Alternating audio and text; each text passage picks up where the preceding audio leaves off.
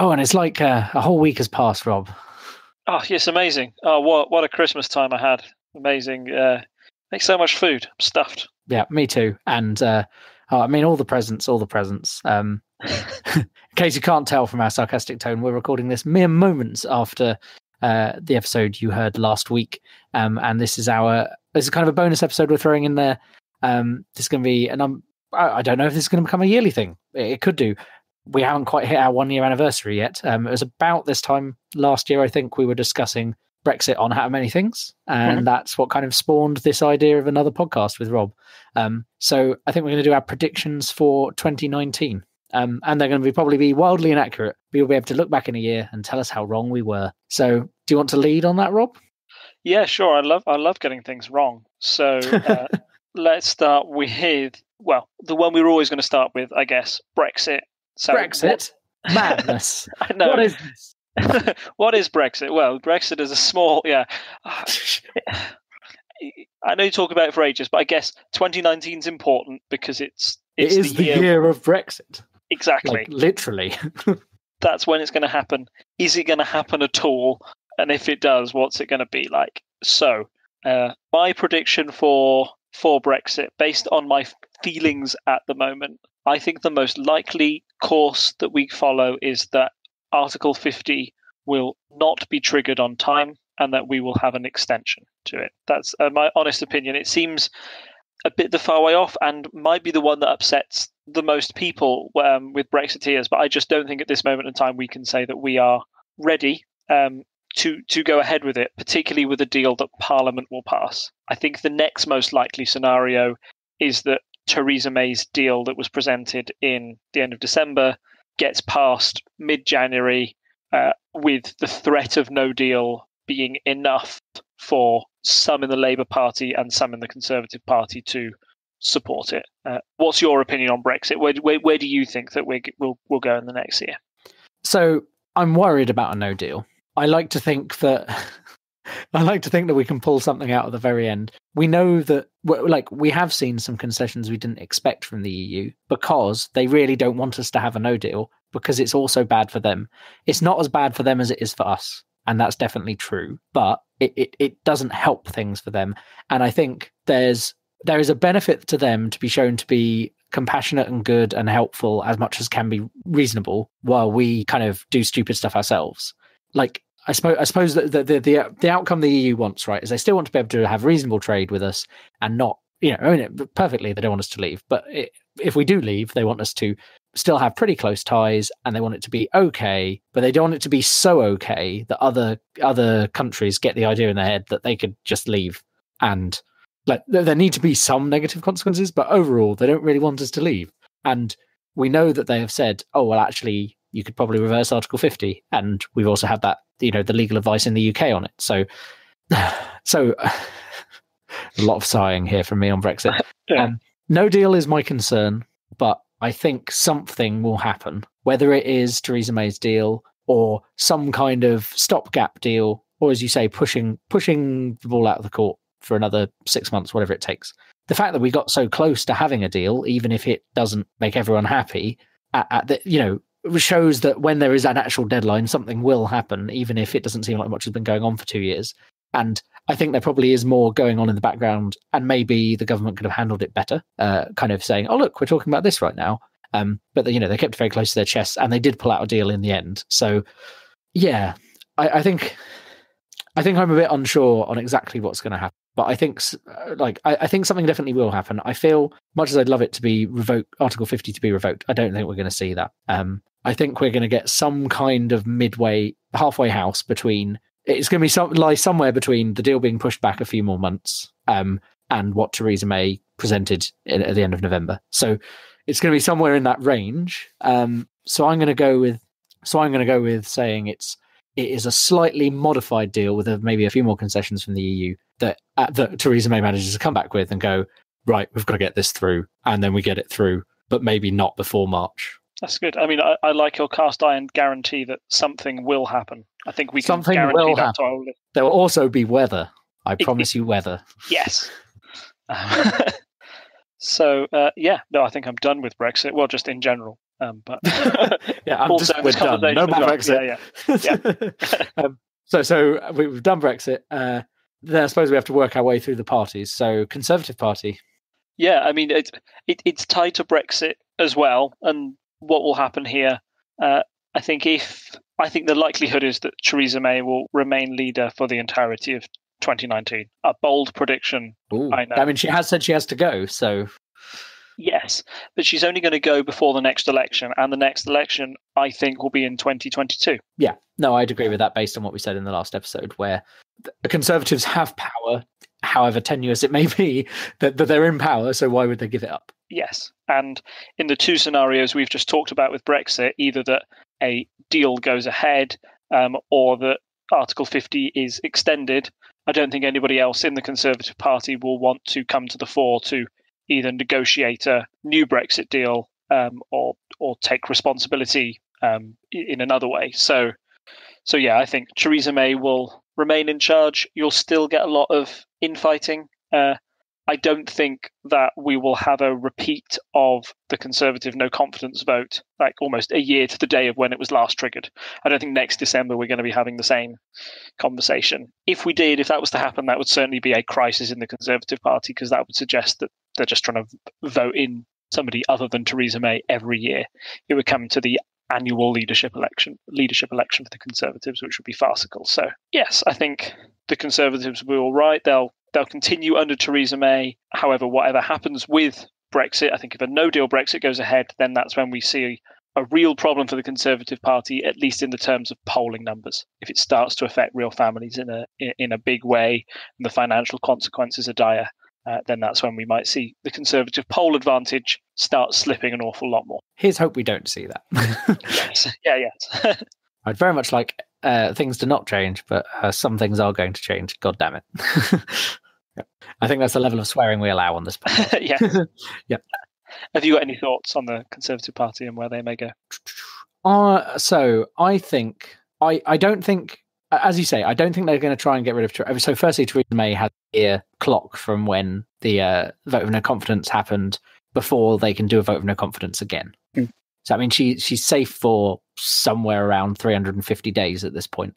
So that being said, I think there is the possibility that someone could convince her to leave and step down at an opportune moment.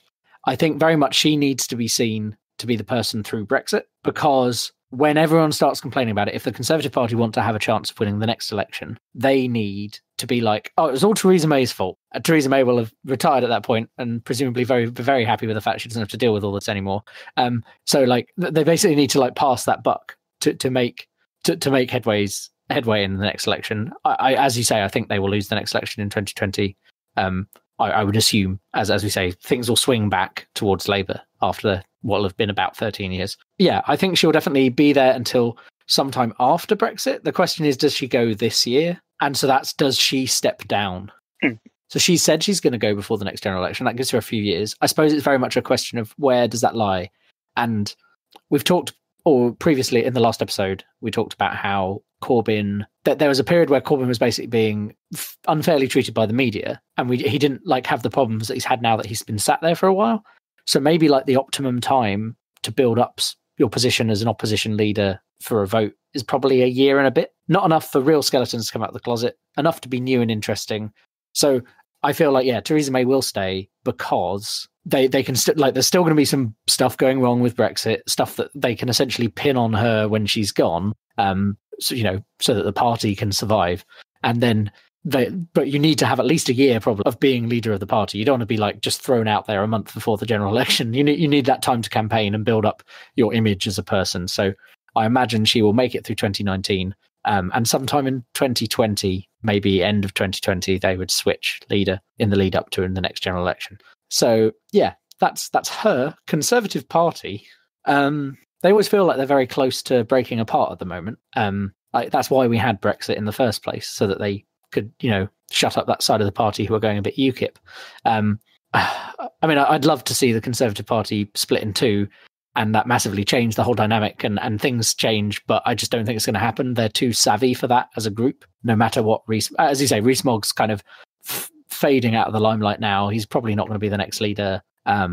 he said he won't be anyway. He doesn't have that. He doesn't want to do it. I mean, I know you can't really trust what a politician says from week to week, but I believe like he's got his way essentially for now, and so probably isn't going to try and run for leader. So yeah, I think the Conservative Party will stay together. We'll see a bit more infighting, but it'll probably be less as they get on the duties of dealing with Brexit. There'll be some backbenchers making a ruckus as always, but I don't think it's going to be really normal, essentially. Yeah, I'd agree with that. And so then on to the Labour Party. What are your thoughts on Labour? So Labour have a lot of challenges over the next year. I think the biggest one is going to be the call for a second referendum or people's vote. Yeah, that'll be one of the things that is Corbyn willing to listen to the party members and fully support that, or is he going to ignore it? The next challenge is what happens if Brexit is so. So a lot of it again hinges on Brexit and what happens with that. So one scenario, you've got Article 50 is extended, then I think we're almost in the same position as we are now. The Labour Party will continue to say, keep extending Article 50 until us, the Labour Party, get in charge, then we'll negotiate a better Brexit deal. That's Jeremy Corbyn's line at the moment, and I think he'd continue to follow that one if that was the case. If Theresa May's deal passes and goes through, then the Labour Party is faced with quite a unique challenge of spinning that as a bad deal, but I'm not quite sure they would have the power to go back to the EU and renegotiate it. The EU would come back and say, we did the deal with your government, we consider this matter closed. So then I imagine the Labour Party would try and pick weaknesses in the deal and prepare themselves for 2022. And then the election might be a quite close run thing if a softer Brexit is proved to be less disastrous than was predicted or less disastrous than some of the Labour Party predicted. If it's a no deal, then I think the Labour Party will be the party in charge come the next election. I think it's that simple. Whoever would be responsible for no deal would bear the public, the backlash from it. I also think, just in terms of the wider Labour Party, I've mentioned that Sadiq Khan is running for re-election as Mayor of London. I believe he'll win that again quite easily. I think Labour will probably continue to strengthen its support in metropolitan areas. That's where Corbyn's had the most success in getting sort of this groundswell of support. I'd like to see the Labour Party try and broaden its church a little bit and focus on those key swing seats in Birmingham, in the Midlands, also up north, the kind of ones it would need to take to win a majority in Parliament. We keep talking about how well Corbyn did in 2017. He was able to reduce the Conservatives' majority, but he also didn't win and didn't make the gain. He often increased his vote share in places that already voted for Labour. The Labour Party needs to turn its focus to those swing constituencies, those ones that are on the fence, the ones that, if Brexit goes badly, then and you've got somebody who used to vote Conservative in the past, they'll want to see Labour as a feasible alternative for government with Jeremy Corbyn in charge, and they've got to start making a few concessions to rural constituencies to be able to do that. That's my summary for Labour. I know it sounds a bit like more of the same or very conditional on what happens with Brexit, but it's theirs to lose. I think it's theirs to mess up rather than the stuff they've got to gain. If that makes sense. Yeah, like we would expect Labour to win 2022 general election if nothing disastrous happens. It's the status quo after 13 years. That sounds wrong. So we expect the status quo to change after 13 years. Essentially, one government in power. Yeah. It would be surprising to me if they lost it, but there's still chance. There's everything to play for, as they say in sports. I agree with most of what you said. I don't disagree with anything. I just want to kind of add on that I feel like, following on from the conversation in the last episode, Corbyn's position could become untenable before the next general election, perhaps, depending on how everything goes.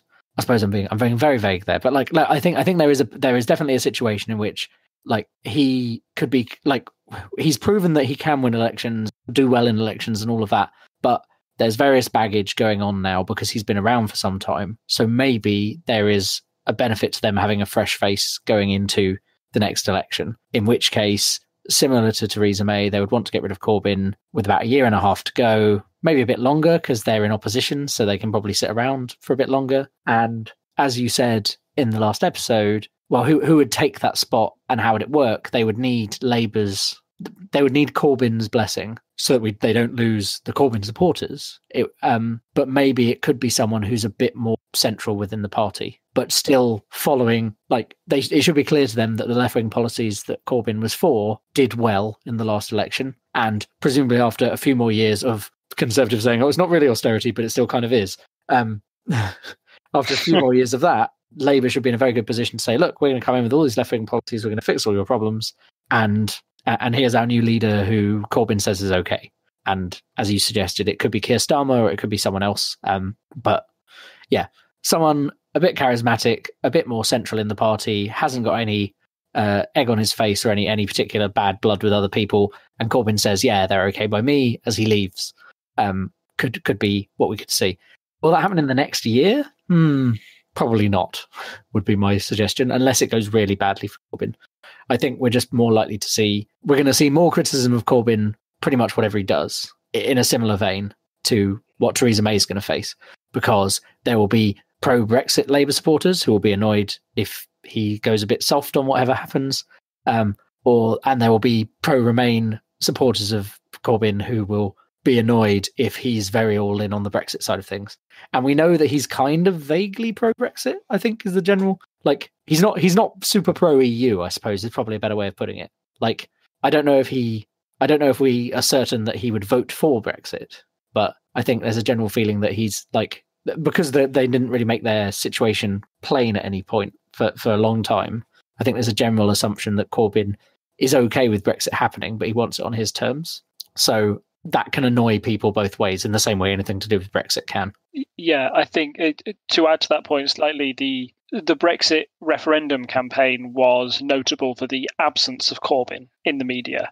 And that was maybe it's a little frustrating as a self-confessed Remainer like I am, to look back and think of the public support that Corbyn was able to get during the 2017 general election. If he was able to harness a fraction of that support, of that public goodwill for Remain, then Remain may have won, because the Leave side seemed to have all the charismatic figures, and Corbyn seemed to sit quietly on the sidelines and have relatively little media coverage compared to the other figures. If a second vote went ahead, the People's Vote, and Labour was on the side of Remain then, I think it would be really interesting to see how viscerally Corbyn campaigns for that, where he sits, or if he does the same tactic as last time. I think if he was to sit by the sidelines, that again might damage his public image amongst his supporters or those within the Labour Party who certainly don't want Brexit to happen in its current form. Yeah. So final prediction. We've waffled a bit on there. Our final prediction.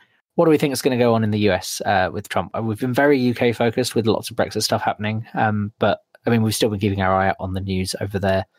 Trump is now in a position where he doesn't have full control of the two houses of the US Congress.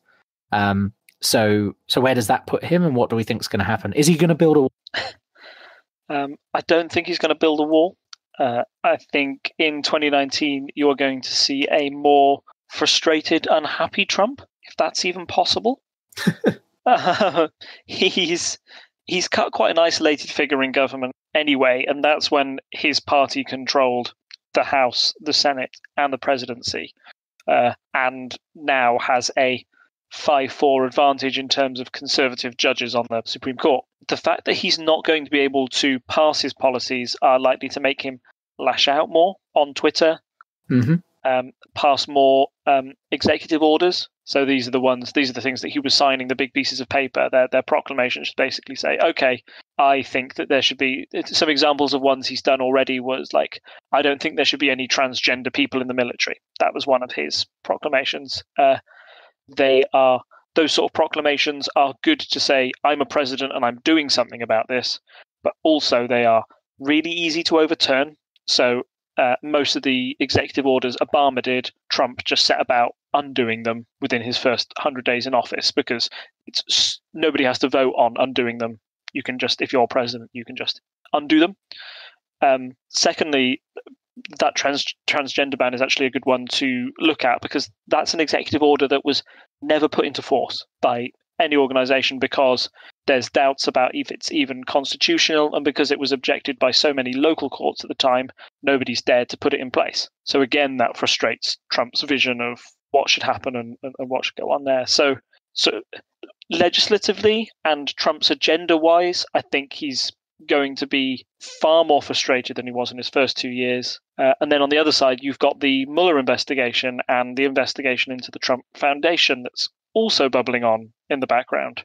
Now that we have a Democrat-controlled House, it makes the prospect of impeachment more likely. But the fact that they didn't win the Senate probably means that an impeachment process in the next 2 years wouldn't be successful. That's if it was a normal impeachment, and I sort of like, you can't see me using the bunny ears, but I'm using bunny ears here, as in sort of like the Bill Clinton attempt at impeachment was on a moral ground issue, something that wasn't as cut and dry as something like Watergate, where it was clear that Nixon had been involved in something criminal. I think that was the only impeachment that they thought may have gone ahead, but it never was allowed to get that far because Nixon resigned before it could. If Mueller was to uncover solid evidence of Russian interference, that was there was the collusion between Trump and the Russians, I think that would be the kind of thing that would lead to an impeachment trial, or maybe this Clinton Foundation stuff. Not the Clinton Foundation. Let me say that the Trump Foundation stuff that's come out. If there were illegal moves through those charities, then again that could be a scandal of proportions that may bring down the Trump White House. However, I think that's unlikely, and all you will see is quite an isolated, grumpy Trump losing staff left, right, and centre, as he did this year, and probably things looking worse for him going into 2020 and his election campaign, which will be happening in 2 years' time. We've all got that to look forward to. Oh, good. I mean, hopefully we do. Hopefully he loses that election. I mean, I'm not a US voter, so I can easily nail my colours to the mast, but I think most people do. So, yeah, I mean, as you say, Trump is now in a position where he doesn't have full control of government. It's going to be harder for him to get things through, and we've seen what that's like. Luckily, I think the way the US system is set up is that a frustrated president, while he may make a lot of noise on Twitter and get a lot of coverage and a lot of views, it seems like the system is working and he's limited in doing anything really drastic. I mean, as long as he doesn't go and declare war on someone, we should be okay. Yeah, I think the Mueller investigation is the big thing to watch. I have been reading a lot of that stuff with interest, but I suspect with the way everything is set up now, unless, as you say, they get really, this is absolute obvious evidence that Trump has done this, I get the feeling it won't be Nixon, it will be Clinton. Because as we know, impeachment proceedings were put against him over the Monica Lewinsky scandal, and he survived that. And I feel that's what would probably happen if there's no hard evidence of collusion from the FBI investigation. I think what will happen is he will have an impeachment vote put against him from the House of Representatives, and then it will go up to the Senate, and it won't go through. That would be my assumption there, which I know a lot of people are probably very sad about, but I think that's what's going to happen. And then, yeah, is he going to build a wall? No, I think that's probably a fair statement to say. The Senate's against that, and the House are against that, I think, overall. Then what else is there for Trump to do, really? He's got to start campaigning again. I think he's going to give a load more silly speeches that rile people up online. But yeah, there's not a big vote for him next year. I just think, yeah, as you say, he's going to struggle to get things. Not much is going to happen. And it's still going to take up all of US news in the way that Brexit takes up all of UK news. So, yeah. Happy 2019. Plus ça change, as the French say. I hope you enjoyed our predictions for 2019. We'll probably have to reflect on them next year at the same time and see how wrong we got it before we make other wildly ridiculous predictions for the year after. And also, if you like listening to Rob's voice and Rob's opinions on things, make sure to check out our episode of Hat and Many Things that's coming out shortly, which will involve Rob telling me why sports ball is so good. Sports ball, way, kick it. I believe there's someone called Messi. I mean, we'll find out. Gonna get real messy, don't you worry. Yeah, it's been good. I will probably be posting this from Rob's lounge, actually, because we're going to be seeing each other over New Year. So, yeah, this will go up just in time for the new year. And yeah, here's to a 2019. Here's to Brexit not crippling the economy. And here's to you. I mean, if you do get worried, I know this going out on New Year's Eve, New Year's Day means that you're likely to be have a glass of alcohol in hand, or be recovering from having had a glass of alcohol in hand. But if ever it gets too much, just have a nice sit down, a nice cup of tea, and wait for this to all blow over. And with that, it's good night from me. And it's a good night from him. Bye. Bye. Bye. Bye.